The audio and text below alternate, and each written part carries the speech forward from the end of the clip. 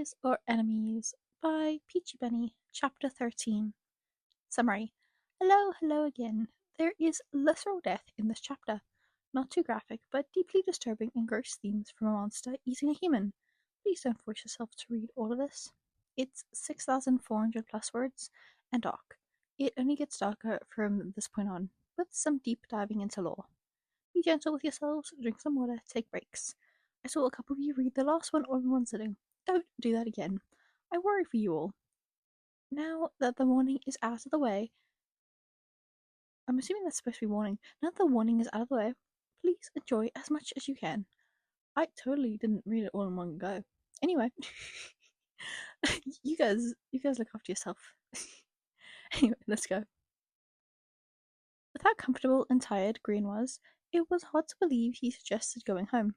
Scar patted and tried to beg the other, but the blonde wasn't having it, talking about how they had work tomorrow and something about his own bed being comfortable and Pearl waiting for him.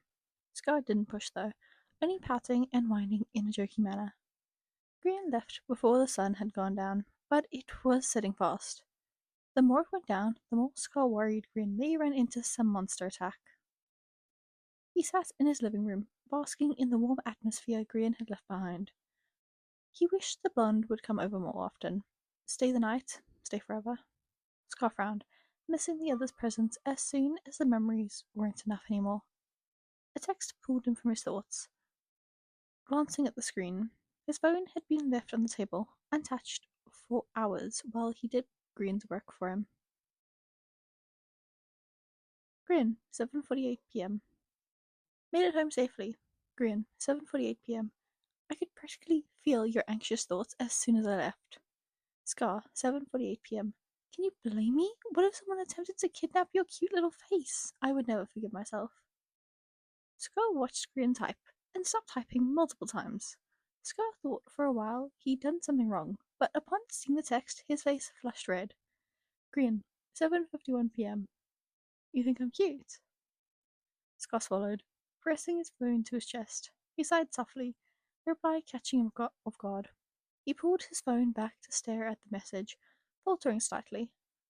After everything that happened in the past few hours, Scar felt confident the other knew about his feelings. Scar, 7:52 p.m. I think you're a lot more than cute, Green. Scar watched the bubbles appear and disappear, reappearing and disappear. Scar sighed again, nearly jumping out of his skin when the other started a phone call. Scar swallowed and hesitantly answered it, holding the phone to his ear. Hello? Scar asked softly, eyes focusing on his papers on the desk now that Green's things were gone. He couldn't hear much in the background, only shuffling and what could possibly be a blanket or some clothing being moved around. Hey. Scar bit his lip, fingers rubbing the fabric of his jeans between his two fingers.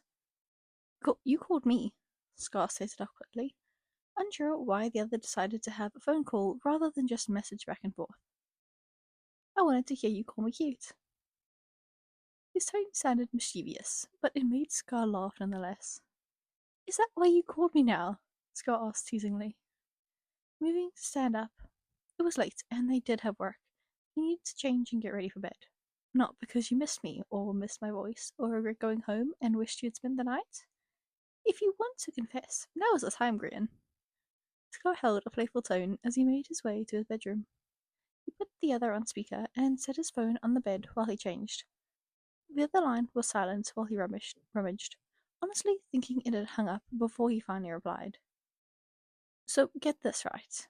Scar's honestly full belly laugh, almost falling over near a spot in front of this closet. Oh, shut up, Art. I do. It was just so comfortable there, and it was warm and nice, and my bed is really cold and dark and lonely. Scar smiled at the other's words, looking at his phone that was still lit up on his bed. I tried to convince you to stay, Scar shrugged, forgetting the other couldn't see him. My bed is so big and warm and inviting and perfect for someone who's about your size. If only there was someone to stay with me. Scar sighed longingly as he made his way to the bed.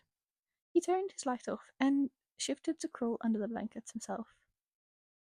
You're literally torturing me, you know? I actually can't believe you right now. Scar laid his head on the pillow and pulled his phone to charge. Instead of setting it on the table like he used to, he pulled it close to lay on the edge of the bed, the bright screen illuminating the half of the room in front of him. It's the price you have to pay for leaving me, Scar half joked. He wasn't bitter or upset, but he definitely wished the other had stayed. He pulled his extra pillow closer to his chest, wrapping his arms around it tightly to hold.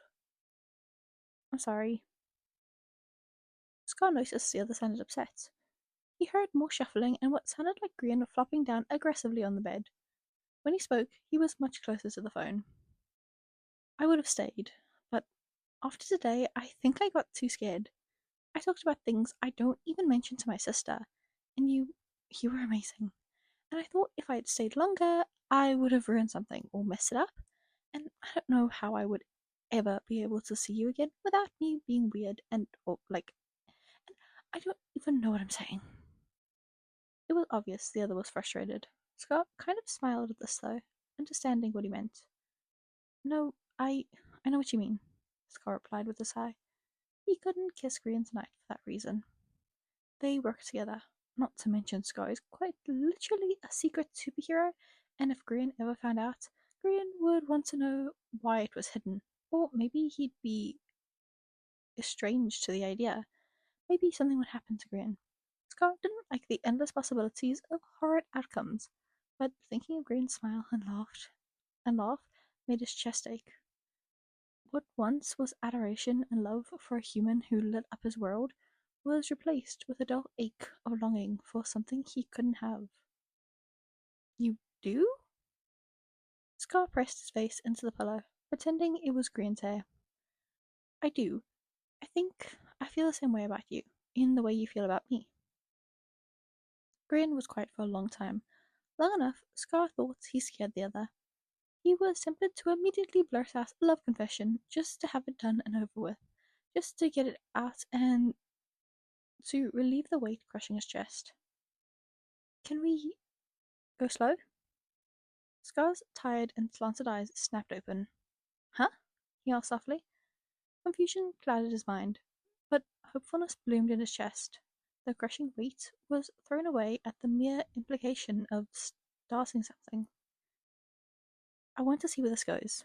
I really enjoy my time. I enjoy all of my time when I'm with you. It's just, I want more of tonight. I think I want more than what happened tonight. I just like being around you, and I really wish you would say something, so I'd stop rambling and say something embarrassing.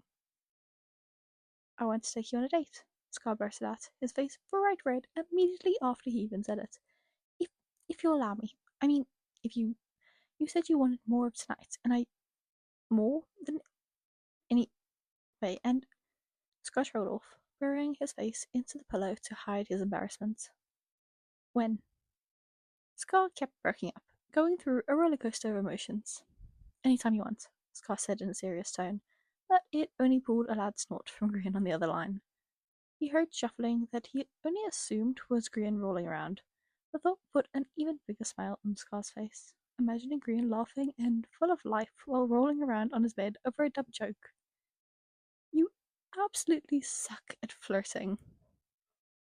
Your laugh is the most beautiful thing I've heard, Scar replied immediately, staring at the seconds counting away on his phone screen. He heard the other get very quiet before he spoke up again. I take it back. This time they both laughed, Grian much louder than Scar's gentle chuckle. I wasn't trying to flirt, Scar confessed. I wasn't even trying to ask you on a date tonight. It just accidentally happened, and I'm so glad it did. Grian, I have waited for this for years, he asked himself. I always looked up to you and wanted to be around you, and recently I realized it's because I like you, like you, and I always just figured this wouldn't go anywhere. I mean, I've never been with anyone. I don't know how to make friends. When in college and after graduating, I never talked with anyone. I didn't know how. I don't know how we clicked so well, but I'm glad we did. Scar smiled, pulling his phone closer to slide it under the pillow he was holding. He placed it between the pillow and his chest, closing his eyes to imagine Grian was there under his chin. I am too. So, about that date. Scar laughed, shaking his head gently. What about it? He teased back. Are you making me plan it? Really? The date you asked me out on? The bun sounded offended, but Scar could hear it in his tone that he was just joking. Only if you want. I know you like planning events and writing schedules. That is factual. I'll have to. His thoughts were interrupted by a quiet yawn. I'll have to think about it then. Take as long as you need. Get some sleep, though. I will. Good night? Good night, Grian. Sleep well. Good night. See you tomorrow? Of course. Good night. Alrighty. Good night.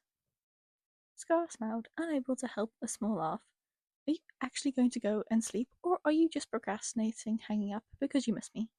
Scar teased, waiting a long period of time before the blonde spoke up again. I hate that you understand me better than anyone else I've ever met. It's because I like you, Scar supplied. Now go to sleep. I don't want to see you burned out anymore. How about tomorrow night? You come over for more work. We can go slow. Just stop by hanging out and doing homework. Alright, I'll see you tomorrow. Then tomorrow night. Tomorrow. And tomorrow night. Good night now. Good night, Scar. Scar waited a few moments before hearing the small beeping tone to indicate the call had in fact finally been hung up. He sighed at his phone, slowly faded to black, leaving Scar to lay in peace and quiet. He missed Grian, physically and emotionally. He wanted to hold the other and one day be trusted enough to rub the scars on his back to soothe the bond. He wanted to kiss him in the early mornings of the day, to kiss him in public, with friends watching, and more importantly, just the two of them, tenderly sharing and passing their love, morning days and night, through gentle touches and feather-light kisses. The daydreaming was enough to lull Scar into a comfortable sleep. It was probably the best sleep he'd had in a long time, aside from it being interrupted by his phone. When Scar woke up to the sound of his phone, he was hoping it would be an alarm and not some sort of phone call. He fumbled with his clumsy and sleepy arms, reaching out aimlessly to the phone he heard going off beneath him. He yawned as he pulled it closer, staring at the bright screen that indicated someone was definitely calling him. For a second, he thought it was Grian, but when he saw Cup's name, he felt a sense of dread flood his system. He squinted in concern, unsure as to why he was calling so late. His alarm showed it was nearly 2 in the morning, so something had to be wrong. Within seconds of realizing his own thoughts, he bolted up and picked up the line, pressing it to his ear. Cub? He asked in a panic, hearing panicked screams and footsteps on the other line. Scar, this is so bad. Scar had never heard the other man so panicked before. Scar swallowed, moving to quickly stand up, his legs aching as he threw the covers and tried to get up on his own. What's going on? Where are you? He asked, feeling panicked himself for his best friend. He was out of bed in seconds, going to his secret closet to pull out his uniform and assemble the pieces as he held the phone between his shoulder and ear. I'm at the lab. I was staying late, but there's something new. It's a monster, and no one has any understanding of what it is or where it came from, but it's angry and it's outside of the lab's building. It's near the ground, but it's not a pretty sight. Scar felt terrified the more pieces he got on. He had assembled everything in record time, far too used to rushing around and needing to be ready within seconds. I'm on my way. I promise I'll be there shortly, Scar called back into the phone, ripping his visor off the way. He stared down at the gun with the special bullets and bit his lip, grabbing it. Guilt be damned, his best friend's life was more important than morals in the moment. Stay on the line with me, please stay. Scar found himself near hysterical as he pulled his visor over his eyes and activated it. Scar, you've got to hurry. I am, Scar reassured his friend, out the window within record time. Everything had happened so fast. He was awake and running out of his apartment to kill some creature he knew nothing about, while his childhood best friend, damn near brother's life was at risk. For a brief moment, Scar realized how Grian must have felt in the situation with Pearl. Scar landed heavily onto a building, wincing a little as he didn't quite stick the landing, but didn't have time to really take in the panic. He was booking it across town within seconds, already blocks away from his apartment. What am I dealing with here? Scar asked, still holding his phone. Tell me what you do know. Alright, hold on. Scar could tell the other was hesitating, gathering his thoughts, or possibly taking a moment to register his life was in danger. Okay, okay. It, screams. It screams at people, and it sends them flying. I watched it from my window. It's this big, ugly green thing, and even the police don't seem to know what to do. Shooting it doesn't seem to have an effect, and I can't see much being on the 10th floor of this place. Screaming. So Scar wasn't hallucinating the other night when he thought he heard distant screaming. He must have heard this creature somewhere. Screaming and barely taking damage. Scar could work with that. Alright, just stay tight, he mumbled, the cold air and breeze sending chills down his arms. He could finally take some time to wake up as he approached the chaos, guns being fired and more yelling in the distance. I don't really have more options. Scar smiled at this comment, pleased at least one of them wasn't frantic or going into a crazed panic. Although Scar wasn't quite there yet, he knew Cub was going to be far more rational and put together than him. As Scar approached the lab finally, he stopped on a much higher roof, using his visor to investigate the ground below. His stomach churned at seeing multiple people injured on the ground, multiple officers unconscious, or Scar looked away, not wanting to think of the worst. He took a breath and looked around more, but couldn't see the creature anywhere. I'm not seeing it. What? Scar crouched down, pressing the phone to his ear harder as he thought. I'm not seeing it. I just heard it, and now it's not here. I can't even hear it anyway, he muttered, looking around the other and nearby streets. It's like it just vanished, Scar whispered. Hold on, I'm going up. I'm going to at least get you out of there. No can do. Lockdown was engaged 20 minutes ago. All doors and emergency exits will be locked for at least another hour. Scar groaned in annoyance. If your company didn't install bulletproof glass, I'd break a window. Scar sighed then, figuring the least he could do was investigate the eerie silence beneath. I'm going down to investigate. Can you watch me through the security cameras? Scar asked, moving to jump to a lower building. No, but what my boss and the tech company doesn't know won't hurt them. I'll be watching, so please don't die. I'd rather not be traumatized tonight. Ha ha, Scar mumbled. I'll be safe. I'll see you again before the morning. Promise. Scar whispered, hanging up after Cub allowed him to. He put his phone away and made the rest of the descent, sliding down the wall of a building before landing on the sidewalk. He stood on the street, looking around in silence. The only sound he could hear was the small hum of a security camera being pointed at him. He smiled and waved to Cub, knowing the other was watching. After taking a moment to goof with his friend, he went back to the bodies scattering the ground, approaching one slowly. He crouched beside one and reached out to gently touch the officer's shoulder. He slid his hand to his neck, feeling for a pulse. He closed his eyes, swallowing thickly when he couldn't find one. He didn't stay any longer than he needed. What happened had happened, and there wasn't much else he could do. He pulled his hands away, only to notice an odd substance growing on the man's face. He zoomed in with his visor and inspected the material, seeing the way it glowed and moved on the man's skin. It grossed Scar out a little, to say the least. He felt bad thinking such ill of an innocent dead man, but the odd material was spreading slowly, and Scott didn't want to see it consume someone. He stood and turned away, walking away from it as he spotted the odd substance spreading on the sidewalk as well. What is this? He whispered, nearly jumping out of his skin when he heard what sounded like the ground opening beside him. He turned quickly to spot the strange substance in a circle spiraling and tearing the ground apart beside him. He'd never seen such an odd occurrence. Just as he was wondering what was happening, a large hand emerged from the black pool. It pulled itself at the edge as another hand joined in the center. Scar took a step back, nearly tripping over the corpse behind him. He glanced at the person beneath his feet, the man's face entirely covered in the green and black material, small glowing blooms sprouting around his face. Scar felt ill looking at the person before turning back to the creature crawling out of the ground. It was turned away, so he couldn't see its face, but that didn't stop Scar from watching in horror. The thing must have been twice his size, and by the time it was halfway out, it turned to face him. Scar froze in fear. Never faced with such a horrific creature. Its head and body was vaguely human-shaped, aside from the fact it had some form of antlers sprouting from its eye sockets. They didn't look to be purely solid, small movements making them wobble around almost as if they were made of a soft material, although it didn't appear to be looking at Scar or able to see at all. It crawled its way up, smelling the air. Its horns glowed and its chest cracked and crunched as it opened its ribcage. Scar held back a gag from where he stood, stumbling back, this time tripping over the corpse beneath him.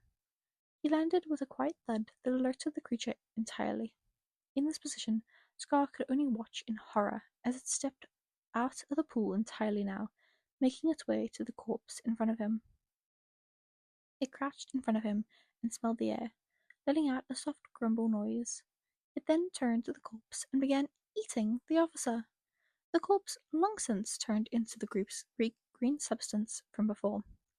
The body fell apart and crumbled, and although there wasn't blood or any immediate gore, Scott couldn't help but feel sick. He was watching this thing eat an innocent man with a life that was taken less than a couple of minutes ago. Just as Scott began to register that this could be him any second if he continued to sit there and not do anything, he fumbled with his gun, pulling the special gun with the wither ammo from its holster. He struggled to get it free with his shaky and scared hands. When he did, the creature was looking right at him, sending the other into a panic. He couldn't move, couldn't fire the gun, couldn't even make a noise.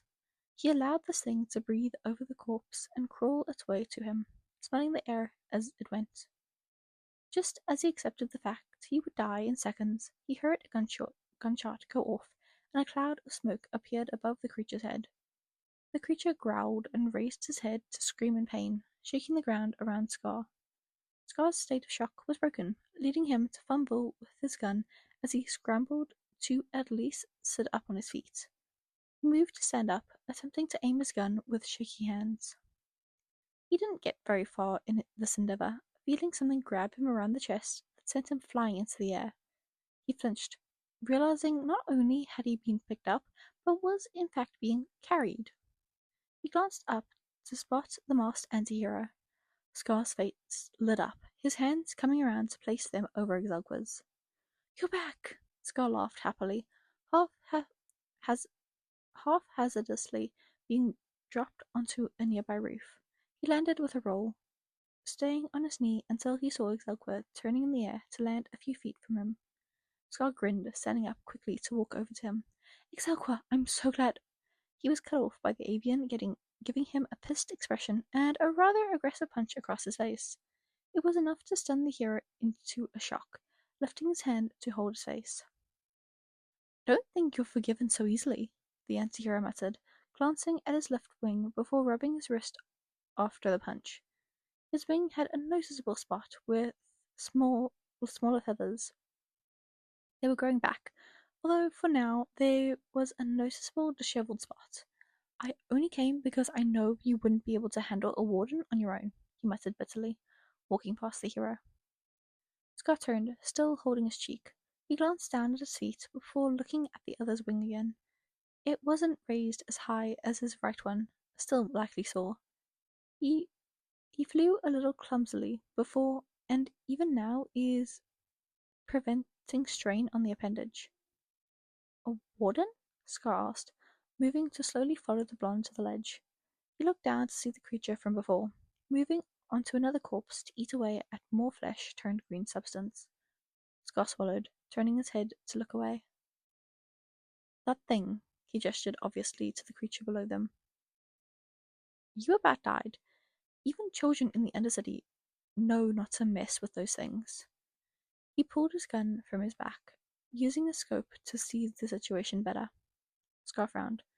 "Well, I'm not exactly from the Undercity," Scar mumbled softly, moving to stand beside the other. He couldn't help but stare at the affected feathers in his black wing. He felt guilty, as well as seeing so many dead. He wondered vaguely if Cub was doing better. "I'm aware you wouldn't survive a day down there." Exelqua moved a few feet to the side, still using the scope to investigate, looking at the hole it had crawled out of. After it's done eating, it'll go back in that thing. Just stay up here and let it continue. There's nothing you can do now. Exaqua loved loved his gun and moved his rifle to lay against his back again, adjusting the strap to fit tighter. Scott noticed the other's movements and stopped in front of him, raising his arms. Wait, what do you mean that's all I can do?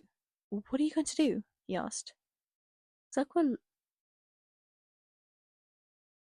lowering the brunette's arms to walk past him. Leave? He replied as if it was obvious.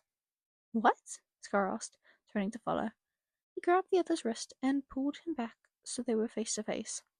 That thing is down there eating humans, and you're going to leave? He was pissed. He knew the anti-hero was angry, and sometimes they fought, but in this moment, he knew he wasn't being let in on something. Excelqua glared angrily, pushing the man back to break his arm free. Yes, I'm leaving. Your people are dead, and the skulk is turning them into food for the warden. There is no cure, there is no way to reverse it. Even if you did, there's no way to bring people back from the dead. There is nothing we can do. So your best bet is stay here until it leaves and make sure it doesn't come back. He turned back.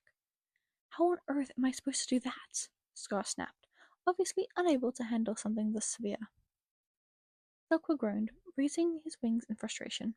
How am I supposed to know? You're the beloved hero. Shouldn't you figure something out? He snapped back. You're clearly better at this than me, so go on, do your stupid superhero thing and figure it out, Hawkeye. He gestured with his arm to the side of the roof, in the vague direction of the monster. How am I better at this than you? Scar broke down finally. I don't know what I'm doing. I never have. The only reason I've gotten this far is because of you. Don't you understand that I need you? Scar was raising his voice, unable to keep any frustration down. Exelqua looked a little panicked, glancing 50 to 40 feet below them. All right, just keep your voice down, he whispered angrily. Scar frowned, sighing softly. Listen, someone I care about a lot is in danger in this situation. Scar burst out. He pointed to the lab and looked back to his sidekick. He means a lot to me. He's my best friend. He's all I have left. I can't lose him too, he mumbled, lowering his arm. He chose not to bring Grian up. The last thing he needed was for romance to be involved in a situation like this. Plus, Executor would never let him hear the end of it, and would non-stop tease him. I need your help. Please. Scar frowned. Executor seemed torn. Scar knew why. On one hand, a human brought a weapon designed to infect and murder hybrids and mutants into a fight, and on another, he knew deep down the anti-hero felt remorse. Fuck, the avian muttered inside. You look really fucking pathetic when you beg. Just fine. Only because I know what it's like to have a best friend you care about. The blonde rubbed his face and stared at the lab building, wondering what they could do. Scar seemed grateful, waiting beside the blonde. We have to wait until the screecher goes away, though. We can't risk being too loud. The hybrid moved to sit at the ledge, watching the monster fumble around blindly, walking slowly and clumsily. Scar moved to sit beside the blonde, glancing at him. Thank you. Don't mention it. The blonde cut him off. Seriously, you'll make me regret it or change my mind. Scar pressed his lips together. I'm sorry. About the accident? I never meant to get you hurt. I really missed you, and... Okay, can you just not? Exelqua cut him off. I understand you feel guilty and whatnot, but I'm still pissed. The only reason I didn't die was because another avian helped me and took care of me. I get you feel the need to apologize, but there's nothing you can do now. The past is in the past. You can't prevent me from getting shot, so just drop it, alright? The blonde groaned, refusing to look at Scar. Scar frowned deeply, moving to stare at his lap. Sorry, he confessed again quietly. I get you're mad, but there's nothing I can really do except apologize, he mumbled. The anti-hero glanced at him and sighed. I know it isn't your fault either, but I can't just forgive you. It made me so angry, and it hurt like hell. I bled all over the floor and my bed. The other avian was not happy cleaning up all that blood, Executor mumbled. I know. Hey, Scar began. The night it happened, and I offered to help you. Why didn't you let me take you to the scientist? Scar asked. Izakwa stared at the brunette for a long moment before turning to look at the lab Scar needed to get into. Isn't it obvious? I would just become another test subject for them. He said it with such casual ease, it made Scar sad. Just another blood bag and pincushion for their experiments, until they either killed me or decided they might let me go. Izakwa shrugged and looked at Scar. He wouldn't have done that, Scar stated bluntly, registering Izakwa's angry look of disbelief. I'm being serious. He wouldn't have. He's in there tonight, he mumbled, pointing to the lab lazily with a limp arm. He's the nicest person I know. Besides, maybe one other person, but he's kind. He only cares about the well-being of humans and hybrids. He never would have hurt you. Not on purpose, anyways. Isaka was quiet before finally speaking up. Am I just supposed to believe that? He finally asked before scoffing. It may be all fun and games and silly to joke about trust issues, but I would never go simply for the fact I don't trust you. I don't believe anything humans say. It's nothing personal, but you can say you know someone and still not know their intentions. Scar glanced at the blonde, recognizing his sort of side expression. I'm not asking you to believe me entirely. I know you don't trust me. This friend is actually the one who made me realize that no matter what I do or say, you'll probably never trust me. I'm not trying to convince you or force you to trust me. Just have a little faith. I want to be here when you're ready to trust again, even if it takes years. I want you to trust me one day. Enough to feel safe that I would never take you to someone who would intentionally hurt you. Where is this coming from? Xaqua asked suddenly, visibly uncomfortable due to the deeper emotional connection Scar was trying to have. Scar shrugged. I just realized recently I don't have many people in my life. When you left and had to take time to rest, I realized I cared a lot about you, even though I don't know you that well and might not ever know you one day. I'd like to think we're a team, and we can trust one another. He turned to look at the anti-hero again, finding he wasn't there. He turned to the left to see Xelqua moving to sit down beside him on the left. He was a little confused before a dark wing was laid in his lap, causing the hero to give the sidekick a confused expression. Xelqua glanced back at him and looked away quickly. An avian's biggest sign of trust in another is preening wings and allowing others to touch their wings, he explained, giving no other explanation. Scar glanced down at the wing in his lap and gently placed his hand on top of the silky smooth feathers. He didn't do anything but lay his palm down at first, gently and slowly stroking them down to sort of pet the avian. He looked at Exalqua to make sure he wasn't messing up, but all he could see was a blank expression from the anti-hero. He found a loose and broken feather, gently holding it between his fingers. He somewhat wiggled it and it easily fell out, again leaving the anti-hero with a blank expression. Scar continued to stroke his feathers down, idly adjusting and organizing them as they waited for the warden to leave. The sleepy, dazed-out look Exaqua had before returned, his head and eyes drooping every so often to the point it was obvious Scar was making him comfortable. He looked so relaxed like this, never having seen the other so comfortable. Scar moved slightly to bend one knee, shifting back to sit directly behind the anti-hero. The avian perked up, leaning forward to slightly turn his head and look at Scar. The hero brought an arm up to touch his bicep, gently pulling him back to his chest. Shh, sleep. I'll make sure you wake up if anything happens. Xaqua seemed tense as he leaned against the other, not wanting to give in. Scar reached up to gently brush his thumb over marginal coverts, stroking down to the primaries. Scar noticed it easily put the anti-hero to sleep, just trying to gain some trust. He knew in order to be a team, a good one that worked together and got along at least, he needed the avian to trust him.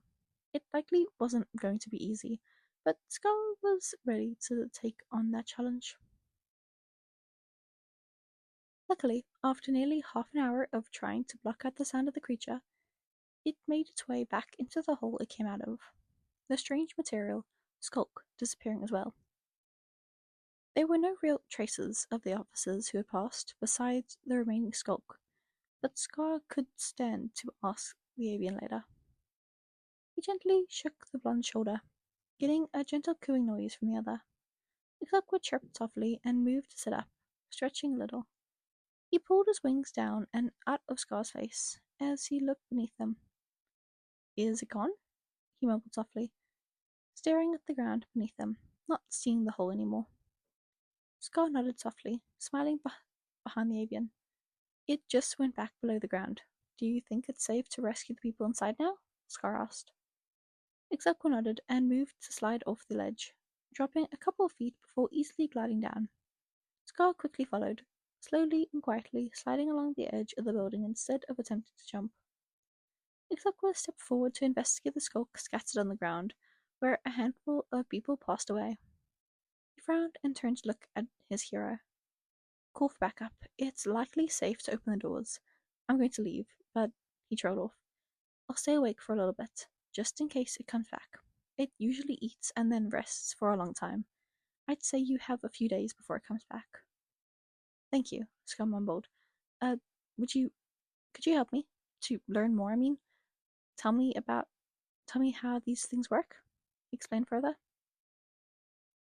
Exequa smiled and stepped closer, gently reaching for Scar's hand. Scar ignored the way he despised the feeling. He didn't want anyone's hand in his own but Grian's. But he allowed the avian purely out of trust. Just as he grabbed Scar's hand, he lifted the arm to use the tracker on his forearm, alerting the police to their location. I would, but seems I need to leave soon. Exequa dropped his arm and waved a little. Later, hotshot, he grinned before turning to start flying away. Wait, meet me back here tomorrow, alright? Scar called out. He needed to learn all he could about the warden and how to prevent it from coming back. What? The avian asked, stopping a few feet off the ground. I can't. I've got. Some things are coming up. How about we meet 1 week from today? Exequa suggested, moving back further. He flew a little higher, antsy to leave already. Scar nodded. Meet me on the roof of the lab, Scar shouted, waving to the other finally. He turned to look at the ground, making sure it seemed safe before attempting to open the emergency lock on the door. It didn't budge, but luckily the police arrived shortly after to bypass the security. He let the police evacuate the scientists and secretaries, interrogating and checking everyone over before allowing them to go home. Scar answered his own investigation questions before being allowed to wait for his friend.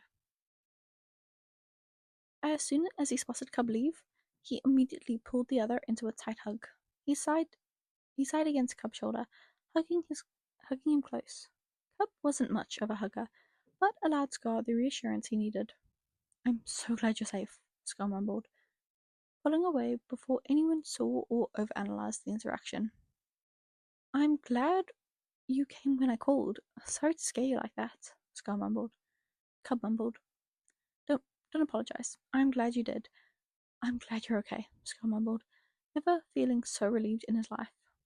I was watching that thing, Cub mumbled, turning to look at the sidewalk where the hole was. Whatever it was. And you. Actually, what is this? Cub asked, showing the other his phone. Scar pressed his lips together when he saw Cub had saved video footage of the avian asleep against his chest. Scar was in the middle of stroking his wings when he lunged for the phone, only for Cub to pull it away from him.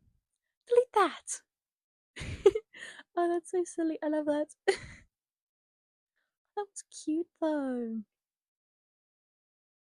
It was really funny because I was at the start. I was like, this is relatable because I am in a similar situation, and then like they started dating. And I was like, okay, well, can't relate anymore. Oh, this is going fun. No, but that was so fun. Oh, that's hilarious. Cub just having video footage.